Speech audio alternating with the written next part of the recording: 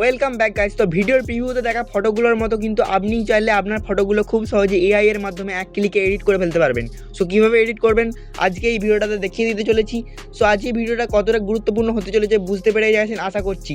So কীভাবে editing করবেন পুরো ভিডিওটা মনোযোগ সহকারে দেখতে থাকুন, না টেনে টেনে, তাহলে কিন্তু আপনি এক ক্লিকে এই ফটোগুলো এডিট করতে শিখে যাবেন। তো বেশি কথা না বাড়িয়ে চলুন ভিডিও শুরু করি। সো গাইস, আপনাকে ডেসক্রিপশন বক্স থেকে আমার টেলিগ্রামে জয়েন হয়ে যাওয়ার পর ওখান থেকে আপনাকে ফটোরুম নামে একটা অ্যাপ্লিকেশন ডাউনলোড করে নিতে হবে, বা আপনি প্লে স্টোর থেকে ডাউনলোড করে নিতে পারেন। সো ডাউনলোড করে নেওয়ার পর জাস্ট আপনাকে সবার প্রথমে ফটোরুম অ্যাপ্লিকেশনটি ওপেন করতে হবে। সো গাইস, আপনাকে ফটোরুম অ্যাপ্লিকেশনটি ওপেন করতে হবে। ওপেন করার সাথে সাথে আপনার সামনে এইরকম একটা ইন্টারফেস নিয়ে আসবে। সো আপনাকে কী করতে হবে, প্রথমে অ্যালাউ পারমিশন চাইতে পারে, অ্যালাউ পারমিশন দিয়ে দেবেন। দিয়ে দেওয়ার পর জাস্ট এখানে দেখতে পাচ্ছেন নিচে স্টার্ট ফর্ম ফটো, এখানে প্লাস আইকন, জাস্ট এখানে একটা ক্লিক করবেন। ক্লিক করার সাথে সাথে আপনার সামনে গ্যালারিটা ওপেন হয়ে যাবে। আপনি কী করবেন, যেই ফটোটা জাস্ট এডিট করবেন এক ক্লিকে জাস্ট ওই ফটোটা এখান থেকে সিলেক্ট করে নেবেন, ঠিক আছে। সো আমি একটা দেখানোর জন্য এখান থেকে একটা ফটো সিলেক্ট করে নিচ্ছি। সো ফটোটা সিলেক্ট করার সাথে সাথে কিন্তু ব্যাকগ্রাউন্ডটা ভ্যানিশ হয়ে যাবে, রিমুভ হয়ে যাবে।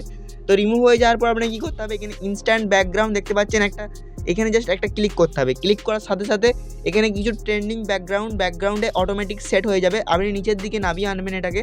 নামিয়ে আনার পর এখানে অসংখ্য ক্যাটাগরি পেয়ে যাবেন। তো নিচের দিকে নামিয়ে আনার পর আপনি সানসেট নামে একটা ক্যাটাগরি দেখতে পাবেন।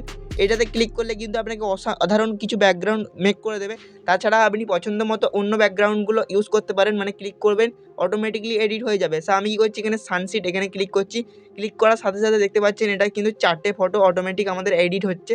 এডিট হওয়ার সাথে সাথে কিন্তু আমাদের অসাধারণভাবে এডিট করে দিয়ে দেবে।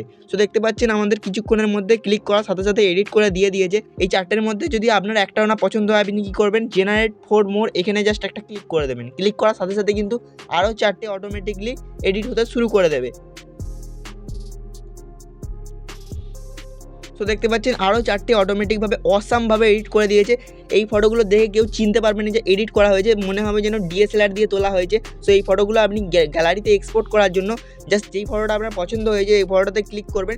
ক্লিক করার পর আপনাকে কী করতে হবে, ক্লিক করার পর এখানে একটু লোডিং নেবে। লোডিং নেওয়ার পর নিচে একটা এক্সপোর্ট নামে একটা অপশান আসবে। সো নিচে একটা এক্সপোর্ট নামে অপশান আসছে দেখতে পাচ্ছেন, এখানে জাস্ট একটা ক্লিক করবেন। ক্লিক করার সাথে সাথে দেখতে পাচ্ছেন সেভ টু গ্যালারি, এই যে অপশানটা, এখানে জাস্ট একটা ক্লিক করে দেবেন। তাহলে কিন্তু আপনার গ্যালারিতে এই ফটোটা সেভ হয়ে যাবে।